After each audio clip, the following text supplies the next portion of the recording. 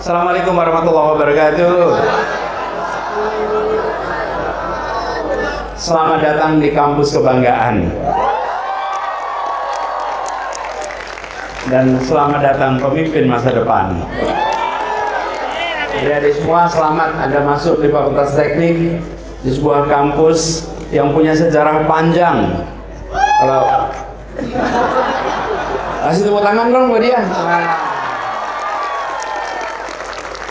Jadi Anda boleh bangga, Anda boleh bersyukur, tapi artinya juga Anda harus bersiap-siap. Jadi adik semua, kita kumpul di sini karena Anda sedang bersiap masuk mulai kuliah. Mulai kuliah ini perjalanan Anda mungkin ada yang 4 tahun, ada yang 3 tahun, mungkin ada yang 5 tahun, mungkin ada yang 6 tahun. Anda lewatin ke depan. Mudah-mudahan nggak lama-lama ya. Tapi saya ingin pesan dari sekarang, IP yang tinggi akan mengantarkan Anda pada panggilan wawancara. Tapi kemampuan berpikir kritis, kepemimpinan, daya nalar, kepekaan sosial, itu yang mengantarkan Anda pada keberhasilan dan masa depan. Ingat, tapi jangan diartikan IP-nya rendah ya. Karena kalau IP-nya rendah, Anda nggak diterima, nggak dipanggil wawancara juga. IP yang tinggi itu membuat Anda bisa dipanggil wawancara. Tapi di ruang wawancara, yang akan berhasil adalah yang bisa berpikir kritis, yang punya kepemimpinan, yang punya pengalaman organisasi, yang punya kepekaan sosial, itu yang menang di ruang wawancara. Banyak dari kita hanya memikirkan bagaimana dapat panggilan wawancara. Tanpa kita sadar, hanya memikirkan IP yang tinggi. Tidak cukup, tidak cukup. Pertanyaan kedua, IP-nya berapa ya? Harusnya. Gini, saya boleh usul. IP minimal Anda adalah IP minimal yang ada pada persyaratan beasiswa S2. Oke, Anda lihat, Anda mau beasiswa S2? Lihat, mau? Nah, IP minimal Anda minimal tidak ditolak kalau daftar beasiswa S2. Oke, itu minimalnya. Tidak perlu sempurna, tapi atur supaya jangan sampai Anda mau meneruskan S2 tertahan karena IP. Nah, jadi dari awal Anda persiapkan tuh, oh IP saya minimal sekian. Nah, tentukan, saya tidak tahu di teknik seperti apa dan hari ini seperti apa, tapi minimal pasang di target itu. Kemudian selama kuliah aktif di ruang kelas, aktif di ruang kelas, tapi juga aktif di luar kelas. Di ruang kelas menambah kompetensi teknis Anda. Di ruang kelas, di luar kelas akan memberikan kemampuan Anda untuk berinteraksi, kemampuan Anda untuk menjadi bagian dari masyarakat. Karena itulah nanti akan mengantarkan dari masa depan. Jadi aktif dua-duanya. Jangan hanya aktif di luar kelas, dalam kelasnya absen. Tapi juga jangan hanya aktif di dalam kelas, luar kelasnya absen. Dua-duanya, imbangkan. Aktif dua-duanya. Karena ini nanti akan memberikan bekal pada Anda semua. Tadi di ruangan saya ngobrol dengan Bapak Ibu dosen, saya sampaikan, Mas sekalian, kemampuan teknis akan memberikan Anda, atau teknologi memberikan Anda kemampuan teknis, tapi kepekaan sosial akan memberikan arah untuk masa depan Anda. Itu sosial itu, tumbuhkan itu. Dan teman-teman semua terlibatlah di dalam percakapan publik. Apa-apa yang menjadi persoalan nasional, persoalan lokal, teman-teman terlibat. Terlibat itu bukan berarti harus turun ke lapangan. Terlibat itu artinya peduli, responsif, membaca, membahas, lalu menyampaikan pandangan. Itu namanya terlibat. Sebagian terlibat langsung, sebagian tidak. Tapi jangan jadi mahasiswa yang tidak tahu perkembangan. Jangan jadi mahasiswa yang terisolasi. Jadi mahasiswa yang tahu perkembangan, mengerti perkembangan. Supaya apa? Supaya nanti Anda di kemudian hari tidak hanya menjadi tukang-tukang yang akan melaksanakan perintah orang lain, tapi menjadi orang-orang yang menyiapkan arah untuk Indonesia ke depan.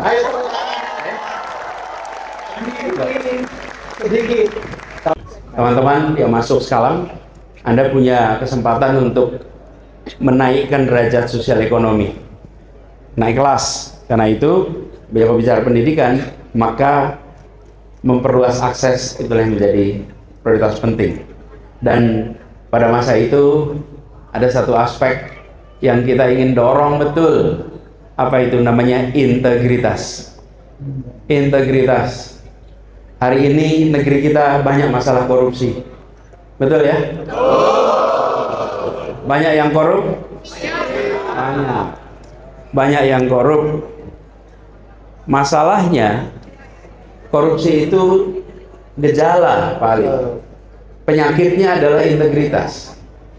Simptomnya namanya korupsi. Seperti gini. Badan Anda suhunya tinggi. Anda demam. Demam itu simptom. Gejala. Penyakitnya ada infeksi di tubuh. Sembuhkan infeksinya, bukan hanya hilangkan demamnya. Anda menghilangkan demamnya tidak membuat Anda sembuh, hanya gejalanya yang hilang. Kalau kita mau memerangi korupsi, maka bukan hanya menindak, tapi harus membereskan soal integritas. Karena itu untuk pertama kalinya pada waktu itu dibuat namanya indeks integritas. Dan yang menyusun indeks integritas adalah mantan dekan Fakultas Teknik, Pak Nizam. Jadi Profesor Nizam ini pada waktu itu beliau adalah kepala Puspendik, Pusat Penelitian Pendidikan. Disusunlah alat untuk mengukur integritas. Kita ingin kampus kita, sekolah kita menjadi supplier orang-orang berintegritas. Jangan kampus itu menjadi supplier koruptor. Jangan, harus supplier orang berintegritas. Karena itu pada waktu itu prioritasnya adalah integritas. Karena kalau Anda berintegritas, dituduh korupsi pun Anda akan bisa lolos. Iya, ada contohnya bukan? Ada, namanya siapa? Iya, Tong Lempong. Kalau Anda berintegritas, Anda dituduh sekalipun Anda bisa lolos. Karena itu jangan sekali-sekali mencoba menuduh orang berintegritas. Berbalik tuh nanti. Nah, jadi dari sekarang nih, mumpung masih kuliah, Anda bersiap untuk menjaga integritas. Dari mana? Anda ikut panitia. Ketika panitia, Anda mengelola waktu, Anda mengelola keuangan, Anda mengelola orang. Kerjakan itu dengan integritas. Supaya Anda terpercaya. Integritas. Nah, supaya dipercaya, ini masalah pendidikan kita.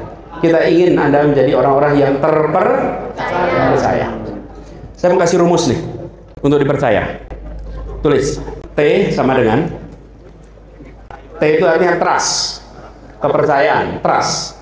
Trust sama dengan C plus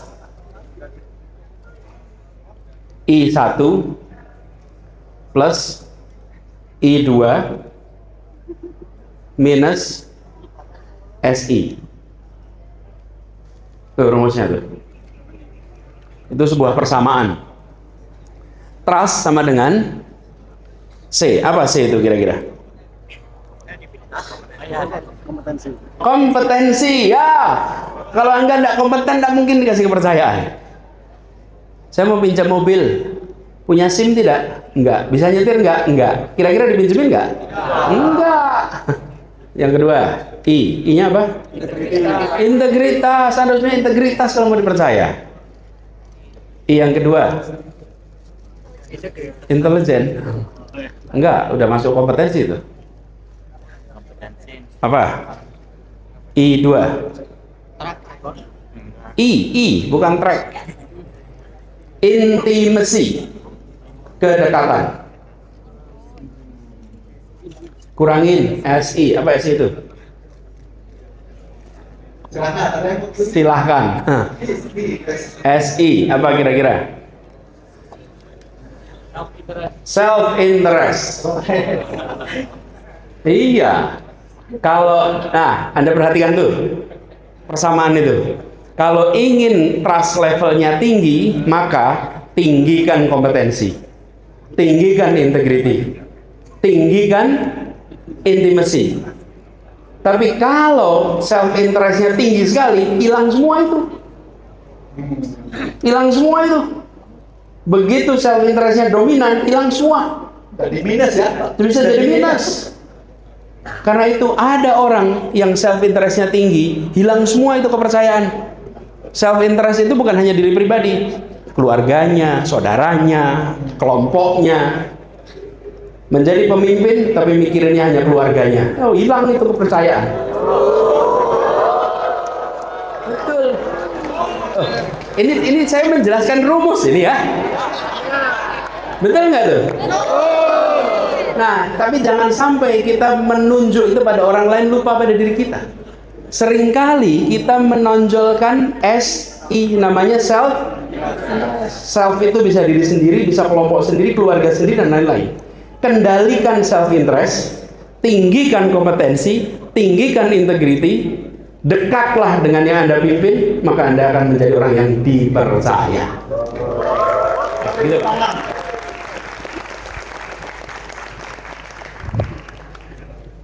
Kalau di kampus kami ini, Pak Anies, ini adik-adik juga sudah kita didik untuk disiplin. Kalau naik sepeda motor mengitari kampus ini, kalau melebihi kecepatan 30, kita akan beri punishment. Menjadi ambasador safety di kampus ini. Jadi kampus ini oleh Pak Dekan didesain untuk menjadi orang yang peduli safety dan disiplin. Ya, kita bangun dari situ, Pak. Memang kecepatan itu kecepatan dikendalikan. Betul, kita kendalikan. Ada kalimatnya itu, speed skills. Kecepatanlah yang membunuh. Anda bisa mengubah sepeda motor dari alat transportasi jadi alat pembunuh. Caranya mudah. Kemudikan dengan kecepatan 150 km per jam. Oke? Sepeda motor itu berubah dari alat transportasi menjadi alat. Kenapa? Karena Anda naikkan kecepatan menjadi 150, itu dikatakan speed kills. Jadi kalau teknik sudah mengajarkan untuk membiasakan naik kendaraan dengan pelan-pelan, maka teknik mengajarkan transportasi harus aman. Pak Ali, kelihatannya kita mundur dikit Pak Ali. Yang di sana nggak dapat. Baik, kita jalan sedikit Pak Ali. Permisi. Kita lewat. Adik-adik, tumbuhkan kemampuan berpikir kritis. Berpikir kritis itu bukan sinis. Dan berpikir kritis itu bukan nyinyir, bukan. Berpikir kritis itu mampu melihat dari sudut lain yang sebelumnya nggak dipandang. Sebenarnya dipandang. Dan kemampuan berpikir kritis itu menghasilkan kreativitas. Kreativitas menghasilkan inovasi. Dan berpikir kritis itu dimulai dengan pertanyaan-pertanyaan kritis. Nah, pertanyaan kritis itu wujudnya di dalamnya kita berpikir secara kritis. Ini Pak Ali pakai baju batik. Baju batik ini baju tradisional, bukan? Ya. Betul nggak baju tradisional? Betul. Ya. Saya cerita sedikit nih adik-adik. Zaman dulu tidak ada orang pakai kemeja batik. Nggak ada. Batik itu dipakai untuk sarung. Kalau laki-laki bajunya polos, kemejanya polos. Kalau di Jogja polos atau lurik. Tapi tidak ada yang pakai batik. Batik itu pakai kain. Dan yang pakai batik itu laki-laki pakai kain atau perempuan pakai kain. Atasnya kebaya untuk ibu-ibu. Lalu apa yang terjadi? Ada yang berpikir kritis. Boleh nggak ya batik sarung itu dibuat kemeja? Wih, itu melanggar pakem. Yang mengerjakan pertama kali pasti jadi tontonan. Ini orang aneh betul. Ada bahan sarung dipakai untuk kemeja. Tapi apa yang terjadi? Itulah berpikir kritis, muncul kreativitas, muncul inovasi. Ditiru semua orang. Akhirnya sekarang kain batik dipakai untuk kemeja, dan kita sudah tidak tahu bahwa itu adalah pelanggaran. Saking inovasi diterima oleh publik. Nah, kemajuan hanya muncul dari orang-orang yang mau berpikir kritis. Anda harus jadi pribadi-pribadi yang mampu berpikir kritis dan mampu mendorong perubahan untuk Indonesia. Mulai dari kapan? Mulai saat Anda kuliah di Fakultas Teknik. Dari bawah ini Pak Anies sampaikan, mengkritik bukan berarti sinis. Adalah peluang untuk menciptakan inovasi. Jadi adik-adik di kampus besok setelah lulus pun harus berpikir kritis, dirawat terus, begitu ya Pak Anies ya. Betul. Karena itulah menjadi inovasi yang harus didambakan kita semua. Silakan. Kalau kita mampu berpikir kritis, maka akan muncul ide-ide baru yang sebelumnya tidak terfikirkan. Dan untuk bisa berpikir kritis, untuk bisa memunculkan ide-ide baru, saya percaya ini, inspirasi itu tidak datang dari meditasi. Inspirasi itu datang dari interaksi.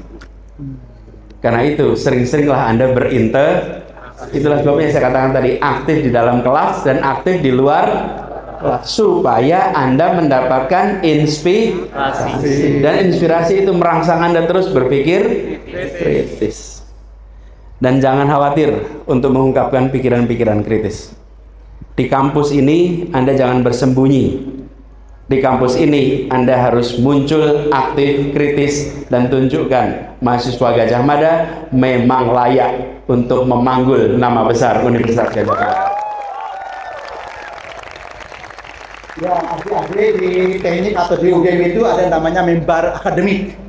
Jadi semua dengan potensi akademiknya boleh mengkritisi, tetapi dengan cara yang proper ya Pak Anies ya. Jadi ada evidence, ada data, dan disampaikan dengan cara yang baik. Itulah yang diajarkan oleh orang tua kita, bagaimana cara berkomunikasi. Dan mungkin orang teknik memang harus belajar juga ya Pak Anies ya, ilmu komunikasi kelihatannya Pak Anies ya ini. Dan teman-teman nantinya Anda belajar teknik engineering, Anda harus memahami juga politik. Anda harus memahami persoalan sosial. Mengapa? Ketika Anda terlibat di dalam berbagai macam proyek yang ukurannya teknis, sesungguhnya adalah keputusan politis. Di mana dibangun dam, di mana dibangun waduk, di mana dibangun irigasi, di mana dibangun ibu kota, di mana dibangun kota. Itu semua adalah keputusan politis. Jangan sampai nih, udah saya mau fokus aja jadi insinyur. Tetapi yang Anda kerjakan bukan proyek yang membuat keadilan, bukan proyek memberikan kesejahteraan, tapi proyek yang hanya menguntungkan sebagian orang.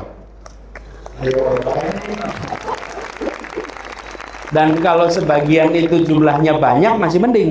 Kalau jumlahnya sedikit, maka Anda tidak ada rasa bangga atas apa yang Anda kerjakan.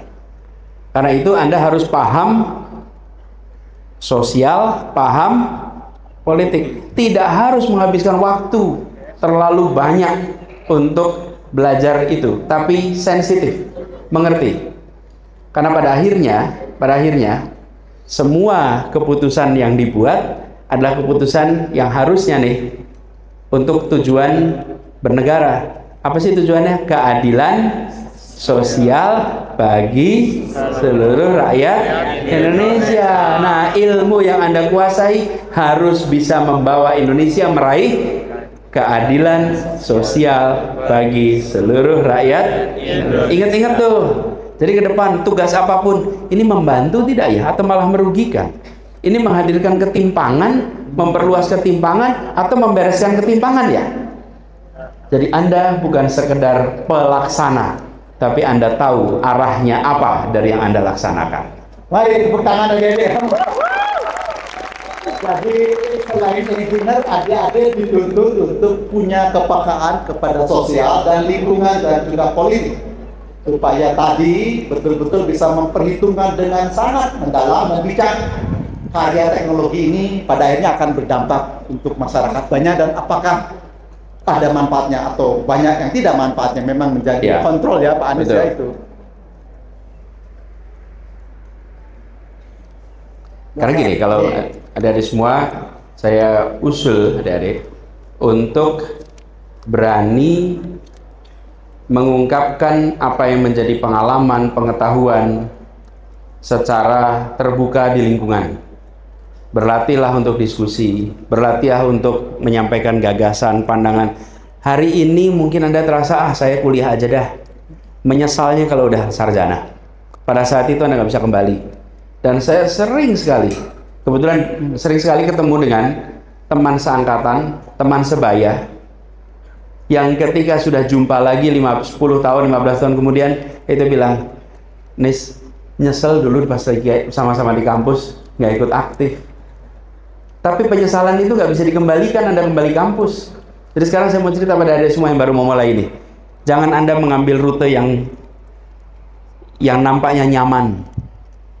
Cukup dari kosan kuliah, dari rumah kuliah. Jangan. Jadilah mahasiswa yang sibuk. Sibuk, kalau Anda sibuk berarti you're on the right track. Tapi kalau waktu Anda longgar, you're on the wrong track. Jadi mahasiswa dan waktunya longgar, Anda berada di jalur yang salah. Tapi kalau Anda jadi mahasiswa dan sibuk, maka Anda berada di jalur yang benar. Sibuknya apa? Sesuai minat Anda, sesuai bidang Anda. Tapi buat waktu Anda penuh dengan kegiatan. Tadi saya sampaikan, dalam kelas dan ruang luar. Dan itu namanya Anda berlatih mengelola berbagai urusan. Latihannya jangan besok, latihannya sekarang. Masa kuliah adalah masa belajar kepemimpinan.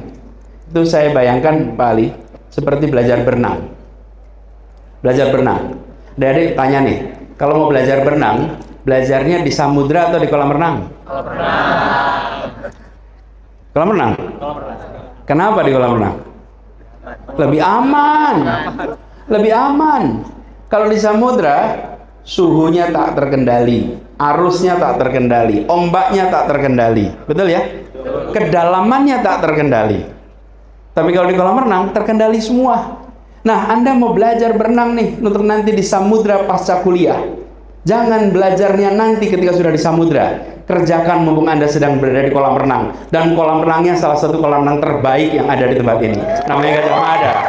Iya, belajar di sini. Jadi nanti pasca kuliah Anda leluasa karena sudah belajar kemarin. Kalau orang tidak memanfaatkan untuk belajar, nanti Anda akan bisa tenggelam. Dan pada saat itu Anda menyesal. Coba dulu saya ketika kuliah saya bersiap-siap. Karena itu saya usul, jadilah mahasiswa yang sibuk. Sibuk itu artinya apa? Energi Anda digunakan, pikiran Anda digunakan, prioritas Anda dilatih untuk mengelola banyak hal yang di kemudian hari itu akan jadi manfaat pada adik semua. Jadi itu Pak Ali kira-kira. Baik, Pak Kasih, ini kelihatannya membayangkan besok ada di kuliah ini, kuliah kata Pak Anies juga harus aktif di luar kampus. Kira-kira waktunya cukup nggak ya ini kita miliki gitu? Tapi saya lagi melihat bahwa semua itu pada akhirnya juga akan bermanfaat banyak untuk adik ketika lulus. Jadi waktu itu yang sangat banyak saya kira bisa dimanfaatkan dengan baik. Jadi kemampuan mengatur waktu nih Pak Anies menjadi kunci. Apakah ada tips buat adik-adik ini? Ya, jadi dulu saya ketika kuliah saya selalu ditanya, Anies ambil berapa SKS? Saya selalu katakan saya ambil 24 SKS. 24. 18 dalam kelas, 6 luar kelas. Tapi saya tempatkan itu sebagai SKS. 18 dalam kelas, 6 luar kelas. Jadi saya menerapkan diri sendiri bahwa transkrip saya itu harus 2. Satu transkrip akademik, satu transkrip non akademik. Non akademik itu nanti munculnya di CV. Di CV ketika lulus CV-nya ada, saya panitia ini, saya aktif di sini, saya aktif itu muncul semua di CV. Itu transkrip non akademik. Nah, ketika saya tugas di rektor, Para Madinah itu salah-satunya kampus di Indonesia waktu itu yang mewajibkan mahasiswa aktif di luar kelas. Dan transkripnya 2. Transkrip akademik dan transkrip non akademik. Dan non akademik itu wajib. Setiap mahasiswa lulus harus dapat 52 poin. Dia harus ikut seminar, dia harus ikut penelitian, dia harus ikut organisasi, dia semua harus supaya ketika lulus dapat 2. Itu tips saja. Kalau pengalaman saya dulu, 24 tapi 18 dalam kelas, 6 di luar kelas. Jadi kalau nanti Anda lulus memulai babak baru, Anda tidak nol. Pernah mimpin? Pernah. Pernah komunikasi? Pernah. Semua kalau ditanya semua yang sifatnya organisasi, jawabnya pernah. Karena nanti Anda akan hidup di era yang beda. Dulu untuk berhasil Anda harus memenangkan kompetisi. Ke depan untuk berhasil Anda harus membangun kolaborasi. Ingat-ingat nih, untuk menang harus kompetisi. Ke depan Anda harus bisa kolaborasi, latihan dari sekarang. Lagi sekarang, kalau tidak bisa kolaborasi Anda akan kesulitan. Karena perubahan, kemajuan tidak ditentukan oleh satu orang, tapi oleh kerja bersama. Gitu. Gitu, Pak Ali. Beberapa perusahaan yang datang ke fakultas saya, ke UGM juga selalu menitipkan hal tersebut. Jadi kami ke UGM ini Pak, tidak sekedar mencari anak yang IP-nya tinggi. Itu untuk syarat wawancara tadi. Tetapi dia menitipkan, mana Pak dari yang Bapak usulkan ini yang suka berorganisasi dan sangat mature secara komunikasi maupun sosialnya. Ternyata itu dicari oleh company.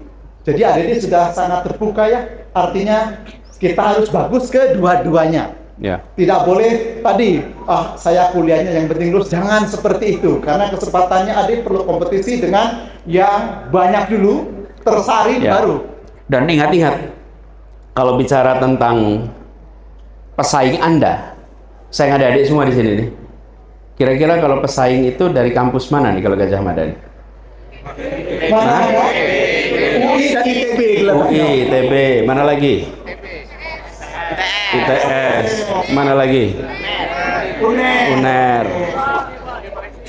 Oh, MIT kata Pak Anies. Saya baru mau bilang, ingat-ingat nih, pesaing Anda bukan itu lagi.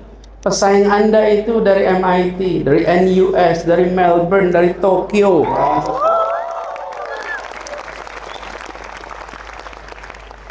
Karena itu, persaingan ke depan itu melampaui batas-batas teritorial.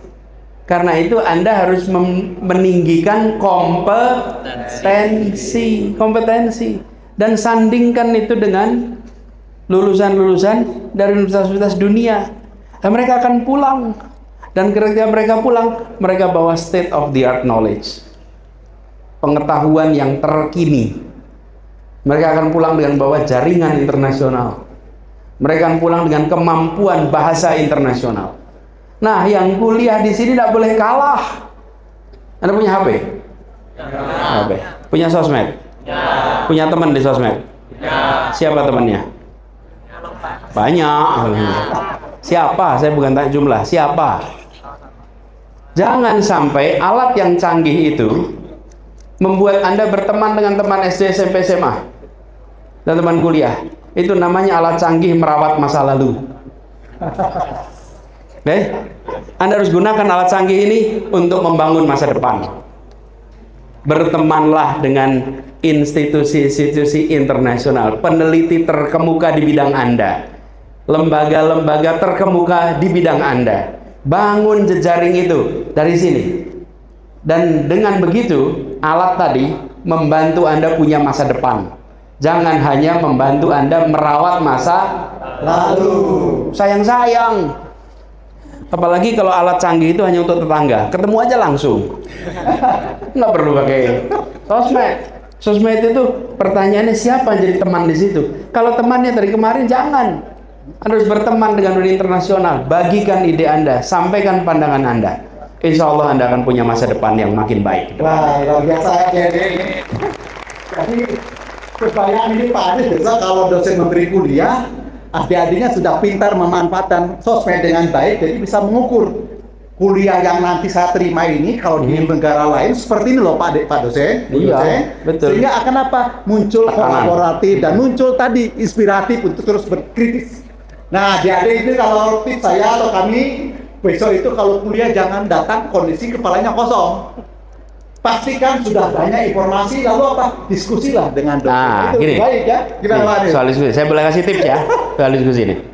Teman-teman, kalau masuk kelas, mendengarkan dosen, Namanya siapa, Dik? Fadlika, Pak. Siapa? Fadlika. Fadlika. Kamu asal dari mana? Semarang, Pak. Semarang. HP-nya nyala itu ya, merekam. Saya mau kasih contoh. Fadlika ini yang baik nih. Dia gunakan HP-nya untuk merekam percakapan. Oke? Dia gunakan HP yang merekam. Biarkan pekerjaan yang sifatnya mekanistik ini digantikan teknologi. Teknologi suruh merekam. Nah, lalu tugas kita apa? Sambil dengerin, bikin daftar pertanyaan. Daftar pertanyaan, sambil orang ini ngomong nih, Anies lagi ngomong nih, bikin pertanyaan 1, 2, 3, kasih komentar. Nah, itu nggak bisa diganti pakai alat itu tadi. AI sekarang udah mulai juga. Tapi apa yang terjadi? Setelah sesi kuliahnya selesai, setelah sesi ceramahnya selesai, kemudian ada sesi silahkan bertanya. Anda udah punya 5-10 daftar pertanyaan. Kenapa? Karena sembari orang bicara, Anda mempertanyakan. Anda kritis. Yang kritis itu pakai tangan tulisnya. Yang mencongak, merekam pakai alat. Gunakan itu ke depan. Setiap Anda kuliah, setiap Anda dengar ceramah, apa yang terjadi? Dosen itu akan lihat, ini mahasiswa ini serius nih. Anda datang seminar, begitu tanya, begitu sesi tanya jawab, Pak, saya punya pertanyaan 1, 2, 3, 4, ini serius nih tadi.